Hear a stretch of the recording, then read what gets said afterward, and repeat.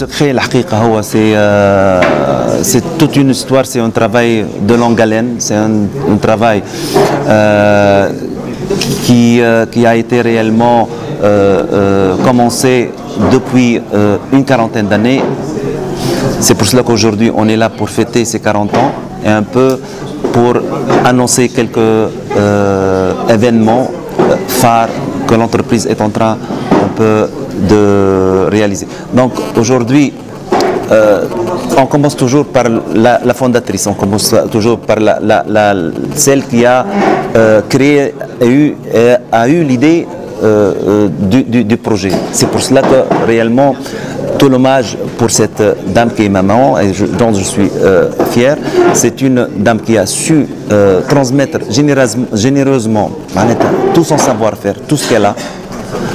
Comme j'ai cité tout à l'heure, elle n'a gardé que ce nom-là et que son souci c'est de voir ses successeurs travaillent en équipe, travaillent et se partagent ce succès. Aujourd'hui, alhamdoulilah, bon, l'entreprise avec la bonne stratégie et la bonne vision des choses, elle a su quand même persévérer sur le marché national et sur le marché international. Il y a beaucoup de valeurs qu'on a héritées, qu'on a appris de la fondatrice et c'est pour cela qu'aujourd'hui on essaie d'appliquer parce que réellement elle nous a donné de très grandes leçons de management sans pour autant qu'elle aille à l'école. Aujourd'hui Masmoudi est présent sur le marché national avec un réseau de magasins quand même sur plusieurs villes. En même temps, on a voulu, à travers toute une stratégie, de se développer sur le marché français. Pourquoi le marché français? Parce que c'est un marché modèle, c'est un marché là où on réussit pas. Donc la gastronomie de manière générale en France, c'est un domaine quand même que la France a toujours donné le bon exemple, et c'est la capitale de la gastronomie dans le monde. Si on va expérimenter notre concept sur la France, c'est que et si on réussit réellement, ça va nous donner le visa pour d'autres pays. Donc c'est réellement ce défi d'être sur le marché français. Donc je pense que on a beaucoup travaillé sur la mise en place d'un système qualité et la mise en place un peu et la valorisation de notre culture culinaire parce qu'elle est riche, pleine de qualité. Donc aussi le fait que notre système qualité préserve ces qualités visuelles, gustatives et sensorielles de ce produit. Le produit fort reste toujours c'est la pâtisserie par laquelle nous on a voulu réellement présenter cette image. Donc aujourd'hui la pâtisserie tunisienne qui n'est pas très connue à l'international commence à être connue grâce à un effort bien sûr derrière de mise en place, comme j'ai dit, de la qualité, de recherche-développement marketing et packaging. C'est réellement la mise en valeur de ce produit. Derrière ça, il y a aussi des personnes qui travaillent.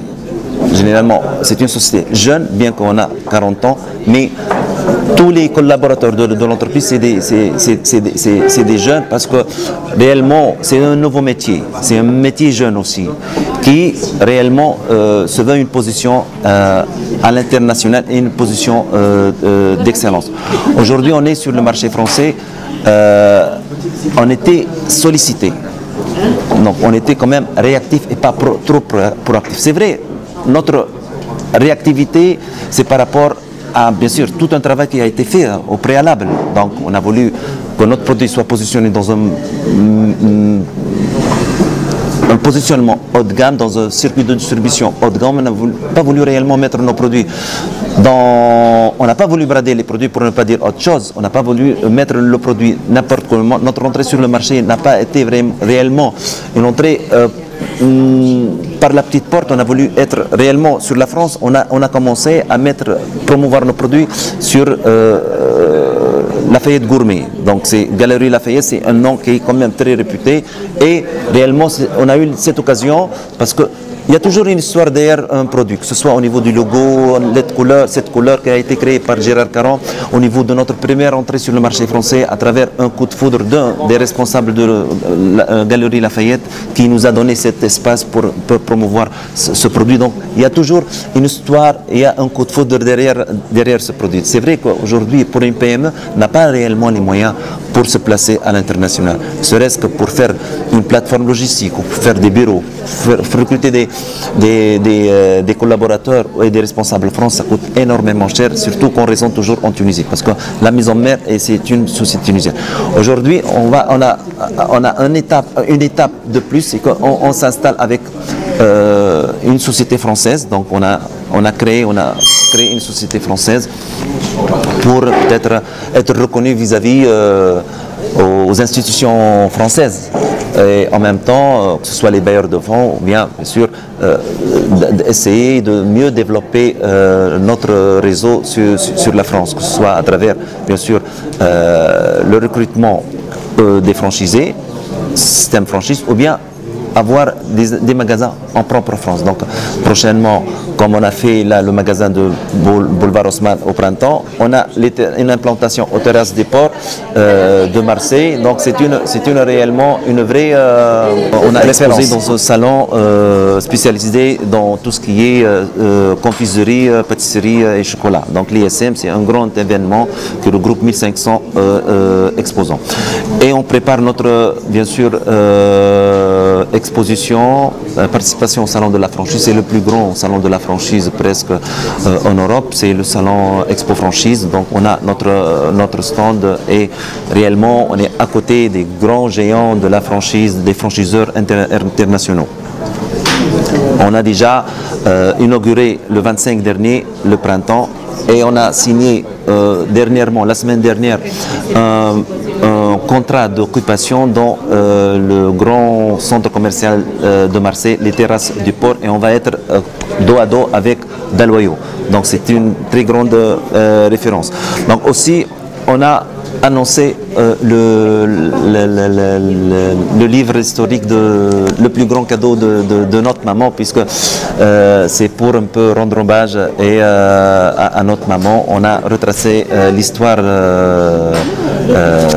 de la pâtisserie dans le monde, mais à travers on a retracé aussi et on a parlé de l'histoire de la fondatrice qui est notre maman. Donc c'est vraiment un exemple d'une femme tunisienne qui mérite d'être réellement. Et on a aussi présenté des recettes authentiques, mais des vraies recettes que elle nous a communiqué. C'est toute une partie d'un savoir-faire qui a été mis à la disposition des lecteurs. Dans l'avenir, donc on a un peu prévu tout un plan d'action 2020. C'est pour un peu créer une cinquantaine de magasins entre la Tunisie et l'international.